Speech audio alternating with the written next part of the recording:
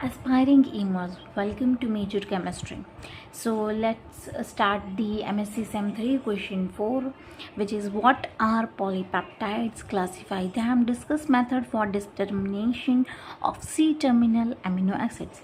અહીંયા આપણે પોલીપેપ્ટાઇડ્સ શું છે તેમને ક્લાસિફાઈ એટલે કે તેમનું વર્ગીકરણ કરવાનું છે અને જે સી ટર્મિનલ એમિનો એસિડ છે તેમની ડિટર્મિનેશન તેમની ઓળખ માટે કઈ મેથડ વપરાય છે તેને ડિસ્કસ કરવાની છે.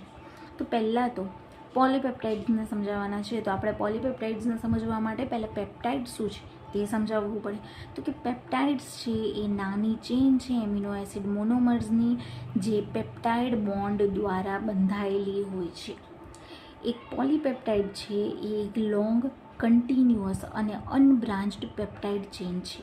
અન્ય શબ્દોમાં કહીએ તો પોલીપેપ્ટાઇડ્સ છે એમને આપણે પેપ્ટાઇડ્સ કે જેમની પાસે 10 અથવા તેનાથી વધારે એમિનો એસિડ રેસિડ્યુઝ છે તેવા મોલિક્યુલ તરીકે કન્સિડર કરીએ છીએ.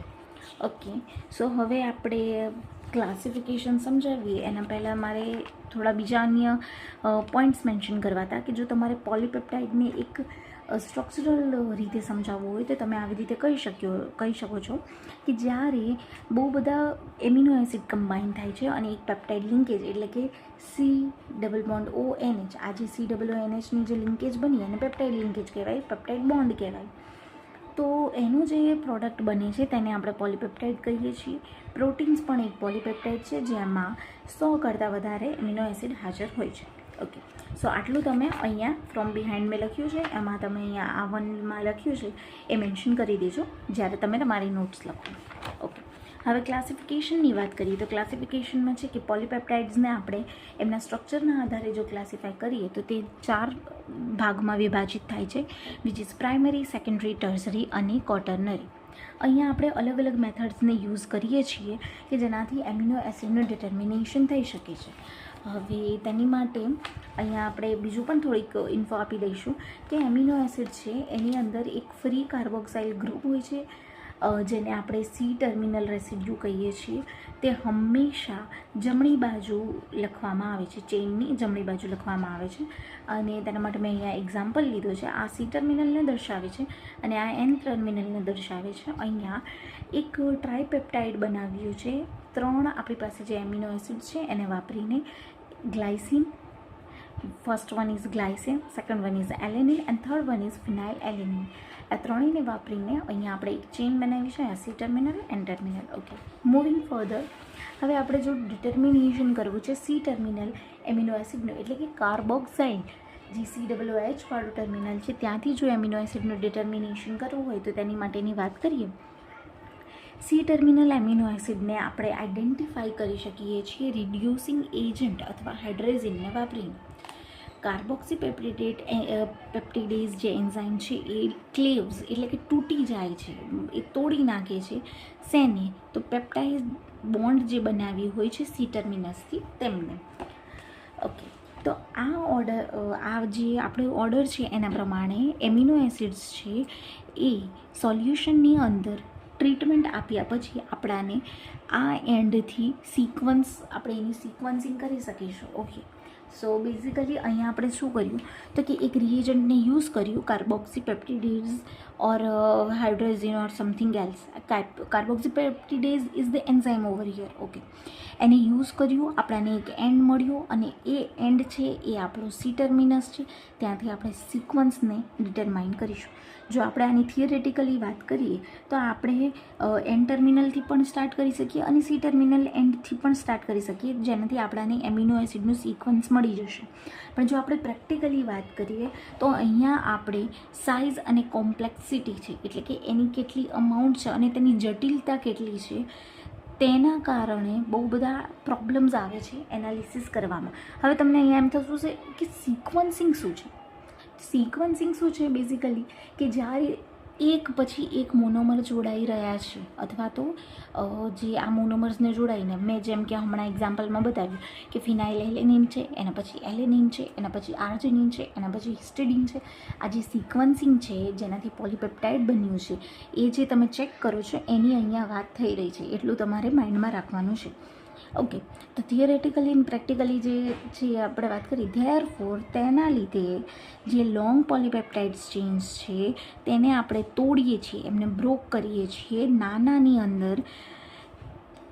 શેના વડે? તો કે સ્પેસિફિક રિએજન્ટ્સ વાપરીને, જેથી આપણું જે સિક્વન્સ ડિટર્મિનેશન છે તે સહેલું બને.